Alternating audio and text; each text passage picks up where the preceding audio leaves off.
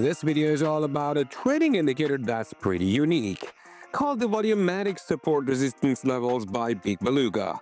Instead of only showing you where price pauses or reverses, it gives you insights into why those moves happen in the first place. We're going to break down what this tool is, how to set it up, and the different ways you can use it to really hear what the market is trying to tell you.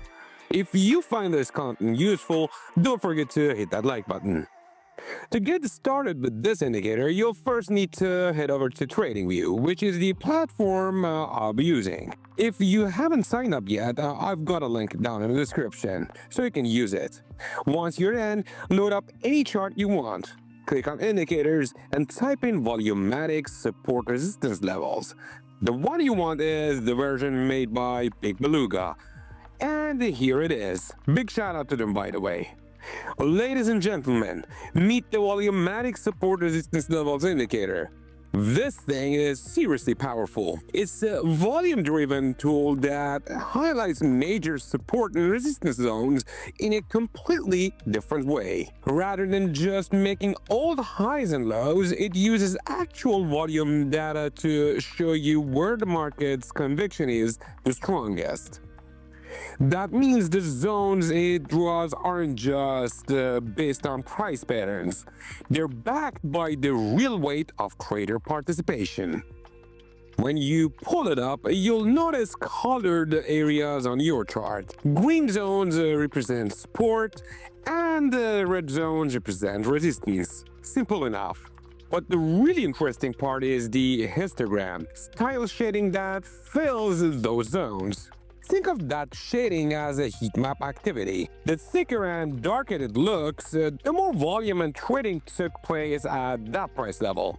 Instead of just starting at the line, you're getting a clear visual confirmation of how hard the market fought at those levels. You'll also spot little circle markers that appear from time to time. These circles are high-volume alerts, and they pop up directly on the price levels to show you exactly when a massive spike in trading volume happened, marking that level as a serious pressure point. On top of that, the indicator automatically highlights price bars in orange to show you the exact candles where the heavy volume came in. Now, let's dive into the settings, because there are a few key adjustments worth knowing about. Once you open up the settings, the first section you'll see is the input cell. At the top, you've got length, which I've left out 100. That number tells the indicator how many candles it should analyze to identify pivot points that build the support and resistance zones. Below that are resistance max volume percent and support max volume percent. By default, they're both set to 80, but I've lowered mine to 50. The reason for that is simple. Using a smaller value here makes the indicator generate more potential trade setups. If you find that it's barely giving you any signals, try reducing those percentages. After that comes bar max volume percent, which controls when the price bars get shaded orange. And finally, there's a checkbox to show or hide your settings on the chart's status line. Handy if you like seeing them displayed up top. If we move over to the Style tab, most of what you'll find are options to tidy up your chart by turning features on or off. You can completely hide the main support and resistance zones if you prefer. You can also switch off the circle markers for max volume spikes or disable the orange bar coloring. It really just comes down to your preference. Personally, I like to keep everything on, so I'm going to leave it as is and hit OK. Let's talk about how to actually trade with this indicator. The first strategy we're going to use relies on those little circle markers, the same ones that match up with orange candles. These are going to be our main entry signals, but to increase our chances of success, we're going to add another tool for context on both trend and volume. Go back to your indicators tab, and this time search for volumetric variable index dynamic average, or simply the VDI. You'll want the one created by, guess what, Big Beluga. Big shout out to them again. Once you've added it, we'll make a couple of quick adjustments. Change the VDI length to 100 and leave the momentum setting at 20. Under the Style tab, keep the first plot enabled, but turn off the second plot and also disable the lines. Then hit OK. This gives us our second piece of the puzzle. An indicator builds as a large cloud that spans your chart. What makes it really valuable is the little data panel it adds. In that panel, you'll see buy volume, sell volume, and most importantly, delta volume. Delta volume measures the percentage difference between buying and selling volume. That's going to be our way of confirming how strong the volume actually is. In a bullish trend, you want the delta volume to be positive at least plus 10%. In a bearish trend, you're looking for it to be negative and at least minus 10%. So let's piece it all together into a trade setup. For a long trade, the first requirement is that the VDI cloud is green. Next, you need to spot an orange candle created by the volumetric support resistance levels indicator.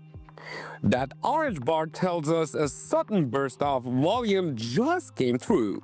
To confirm that this spike is bullish, check the most recent green support zone and look for the two small dots at the top and the bottom of the fill.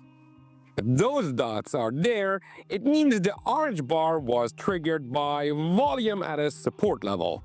And finally, check the delta volume on the VDI panel. It needs to be at least plus 10%. If all of that lines up, you can take a long entry. Set your stop loss right below the orange candle itself, because a candle with that much volume behind it usually doesn't get broken quickly. After that, let the trade ride. As you can see in this example, the setup turned out profitable. For a short position, the rules flipped around. First, the VDI cloud must be red, showing a bearish trend. Then, watch for an orange bar. To make sure it's bearish, check the most recent red resistance zone and look for the two circle markers at the top and bottom.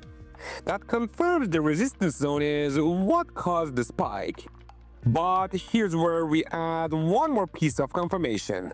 For shorts, you want the orange candle not only to show up, but also to close below the most recent support level.